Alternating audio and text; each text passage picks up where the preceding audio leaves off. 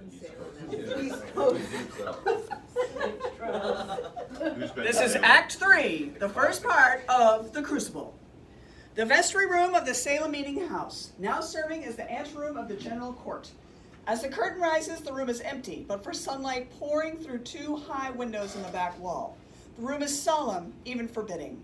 Heavy beams jut out. Boards of random widths make up the walls. At the right are two doors leading into the meeting house proper where the court is being held. At the left, another door leads outside. There's a plain bench at the left and another at the right. In the center, a rather long meeting table with stools and a considerable armchair snugged up to it. Through the partitioning wall at the right, we hear a prosecutor's voice, Judge Hathorne's, asking a question, then a woman's voice, Martha Cora's, replying. Now, Martha Corey, there is abundant evidence in our hands to show that you have given yourself to the reading of fortunes. Do you deny it? I am innocent to a witch. I know not what a witch is. How do you know then that you are not a witch? If I were, I would know it. Why do you hurt these children? I do not hurt them, I scorn it. I have evidence for the court. You will keep your seat. Thomas Putnam is reaching out for land. Remove that man, Marshal. You are hearing lies. Lies! Arrest him, Excellency. I have evidence. Why will you not hear my evidence? The door opens and Giles is half carried into the vestry room by Herrick. Hands off, damn you! Let me go. Girls! Girls! Out of my way, Herrick. I bring evidence. You cannot go in there, Giles. It's a court. Enter Hale from the court. Pray, be calm a moment. You, Mr. Hill, go in there and demand I speak. A moment, sir, a moment. They'll be hanging my wife. Judge Hathorne enters. He is in his 60s, a bitter, remorseless Salem judge. How do you dare come roaring into this court? Are you gone daft, Corey? You are not a Boston judge yet, Hathorne. You'll not call me daft.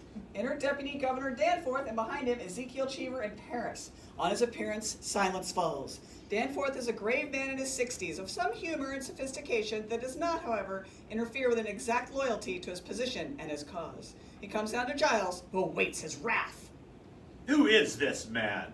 Giles Corey, sir, and more contentious? I am asked the question, and I am old enough to answer it. My name is Corey, sir. Giles Corey. I have 600 acres and timber in addition. It is my wife you be condemning now. And how do you imagine to help her cause with such contemptuous riot? Now be gone. Your old age alone keeps you out of jail for this. They be telling lies about my wife, sir. Do you take it upon yourself to determine that this court shall believe and what it shall set aside? Your Excellency, we mean no disrespect for... Disrespect indeed. It is a disruption, mister. This is the highest court of the supreme government of this province. Do you know it? Your Excellency, I only said she were reading books, sir, and they come and take her out of my house for... Books? What books? It is my third wife, sir. I never had no wife that be so taken with books, and I thought to find the cause of it, do you see, but it were no witch I blamed her for. I have broke charity with the woman. I have broke charity with her. He covers his face, ashamed. Danforth is respectfully silent. Excellency, he claims hard evidence for his wife's defense. I think that in all justice you must. Then let him submit his evidence in proper affidavit. You are certainly aware of our procedure here, Mr. Hale. Clear this room. Come now, Giles. He gently pushes Corey out. We are desperate, sir. We come here 3 days now and cannot be heard. Who is this man? Francis Nurse, Your Excellency. His wife's Rebecca, that were condemned this morning. Indeed. I am amazed to find you in such an uproar. I have only good report of your character, Mr. Nurse. I think they must both be arrested in contempt, sir. Let you write your plea, and in due time I will... Excellency, we have proof for your eyes. God forbid you shut them to it. The girls, sir, the girls are frauds. What's that? We have proof of it, sir. They are deceiving you. Danforth is shocked, but studying Francis. This is contempt, sir. Contempt! Peace, Judge Hawthorne. Do you know who I am, Mr. Nurse? I surely do, sir, and I think you must be a wise judge to be what you are.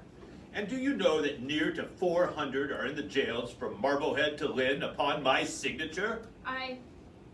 And 72 condemned to hang by that signature. Excellency, I never thought to say it to such a weighty judge, but you are deceived. Enter Charles Corey from the left. All turn to see as he beckons in Mary Warren with Proctor. Mary is keeping her eyes to the ground. Proctor has her elbow as though she were near collapse. Mary Warren! He goes directly to bend close to her face. What are you about here? She would speak with the deputy governor.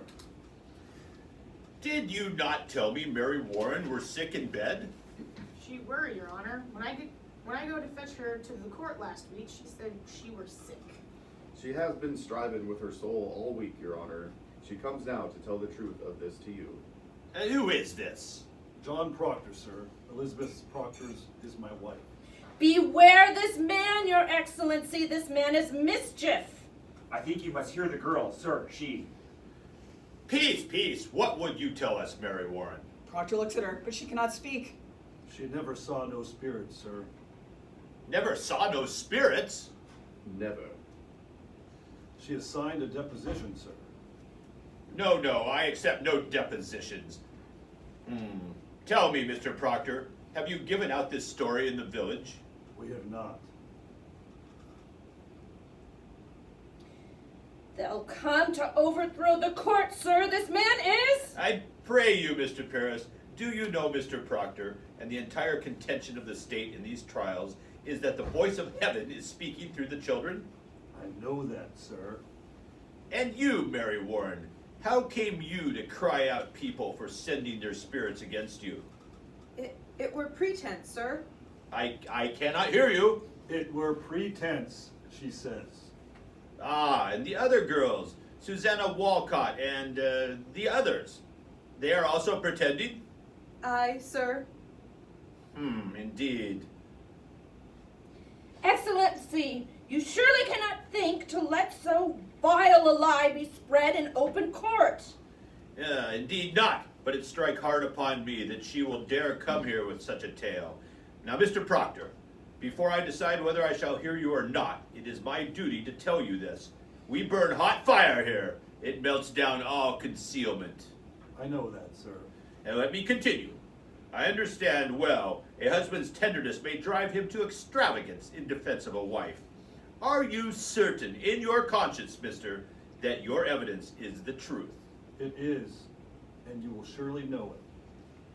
And you thought to declare this revelation in the open court before the public? I thought I would, with your permission. Now, sir, what is your purpose in so doing? Why, I would free my wife, sir. There lurks so nowhere in your heart, nor hidden in your spirit, any desire to undermine this court? Why, no, sir. Aye, Your Excellency. Mr. Cheever. I think it'd be my duty, sir. You'll not deny it, John. When we come to take his wife, he damned the court and ripped up your warrant. Now you have it! He did that, Mr. Hale? Aye, he did. It were a temper, sir. I knew not what I did. Mr. Proctor. Aye, sir. Have you seen the devil? No, sir. You are in all respects a gospel Christian. I am, sir. Such a Christian that will not come to church but once in a month? What, not come to church? I have no love for Mr. Paris. It is no secret, but God I surely love. Ye plow on Sunday, sir. Plow on Sunday? I think it be evidence, John. I am an official of the court. I cannot keep it. I am. Once or twice plowed on Sunday. I have 3 children, sir, and until last year my land give little. You'll find other Christians that do plow on Sunday, if the truth be known. Your Honor, I cannot think you may judge the man on such evidence. I judge nothing. I tell you, mister, I tell you straight. I have seen marvels in this court. I have seen people choked before my eyes by spirits. I have seen them stuck by pins and slashed by daggers. I have until this moment not the slightest reason to suspect that the children may be deceiving me. Do you understand my meaning? Excellency, does it not strike you upon you that So many of these women have lived so long with such upright reputation, and Do you read the gospel, Mr. Proctor? I read the gospel. I think not, or you should surely know that Cain were an upright man, and yet he did kill Abel. Aye, God tells us that. But who tells us Rebecca Nurse murdered 7 babies by sending her spirits on them? It is the children only, and this one will swear she lied to you. Danforth considers, beckons Hathorne to him. Hathorne leans in, he speaks in his ear. Hathorne nods. Aye, she's the one. Mr. Proctor, this morning your wife sent me a claim in which she states that she is pregnant now. My wife pregnant? There be no sign of it. We have examined her body. But if she says she is pregnant, then she must be. That woman will never lie, Mr. Danforth. She will not? Never, sir, never. We have thought it too convenient to be credited. However, if I should tell you now that I will let her be kept another month, and she begin to show her natural signs, you shall have her living yet another year until she is delivered. What say you to that? Come now. You say your only purpose is to save your wife? Good then. She is saved at least this year, and a year is long. What say you, sir? It is done now. Will you drop this charge? I think I cannot. Then your purpose is somewhat larger. He's come to overthrow this court, Your Honor. These are my friends. Their wives are also accused. I judge you not, sir. I am ready to hear your evidence. I come not to hurt the court. I only... Marshal, go into the court and bid Judge Stoughton and Judge Sewell declare recess for 1 hour, and let them go to the tavern if they will. All witnesses and prisoners are to be kept in the building. Aye, sir. If I may say it, sir, I know this man all my life. It is a good man, sir. I am sure of it, Marshal. Now, what depositions do you have for us, Mr. Proctor? And I beg you, be clear, open as the sky, and honest. I am no lawyer, so I'll... The peer in heart need no lawyers. Proceed as you will. Will you read this first, sir? It's a sort of testament. The people signing it declare their good opinion of Rebecca and my wife and Martha Corey. Their good opinion. Okay. These are all landholdings farmers, members of the church. If you'll notice, sir, they've known the women many years and never saw no sign they had dealings with the devil. Paris nervously moves over and reads over Danforth's shoulder. How many names are here? 91, Your Excellency. These people should be summoned for questioning. Mr. Danforth, I gave them all my word. No harm would come to them for signing this. This is a clear attack upon the court. Is every defense an attack upon the court? Can no one... All innocent and Christian people are happy for the courts in Salem. These people are gloomy for it. And I think you will want to know from each and every one of them what discontents them with you. I think they ought to be examined, sir. It is not necessarily an attack, I think, yet. These are all covenanted Christians, sir. Then I'm sure that they may have nothing to fear.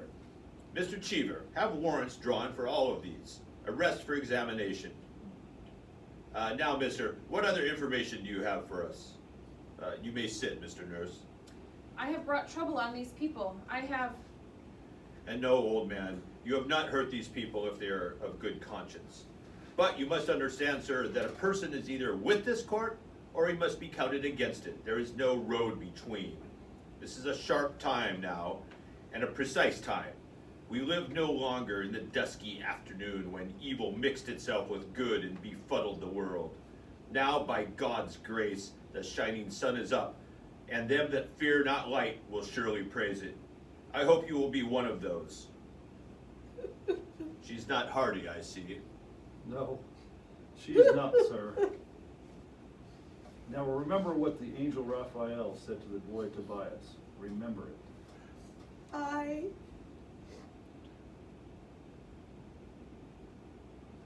Do that which is good, and no harm shall come to thee.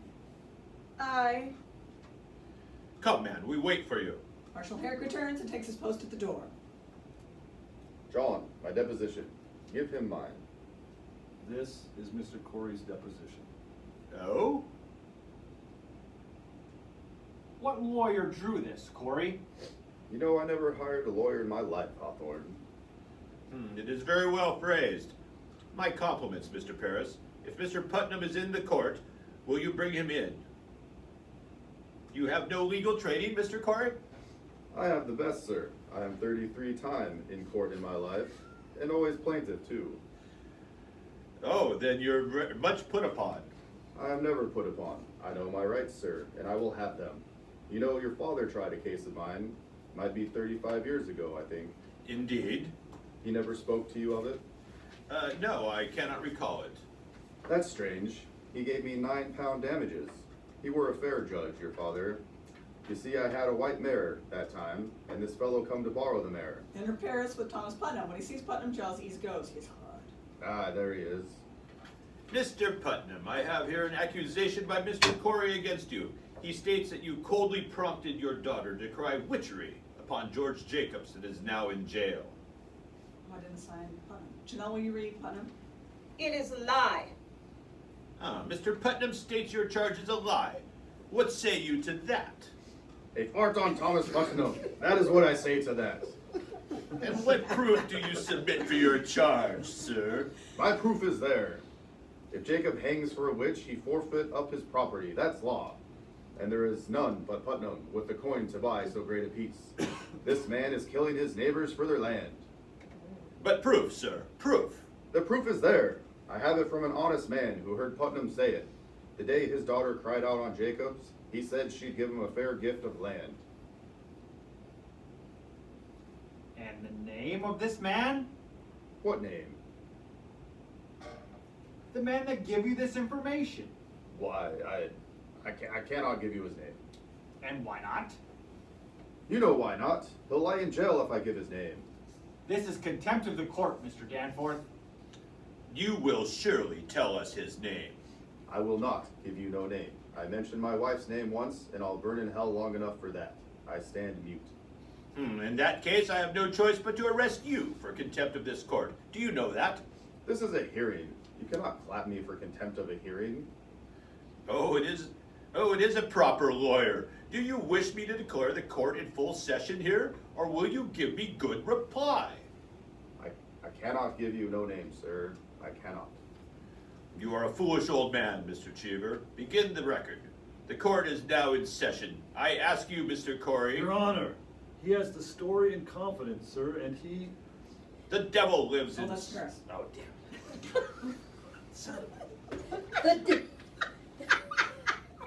The devil lives on such confidences. Without confidences, there could be no conspiracy, Your Honor. I think it must be broken, sir. Old man, if your information tells the truth, let him come here openly like a decent man.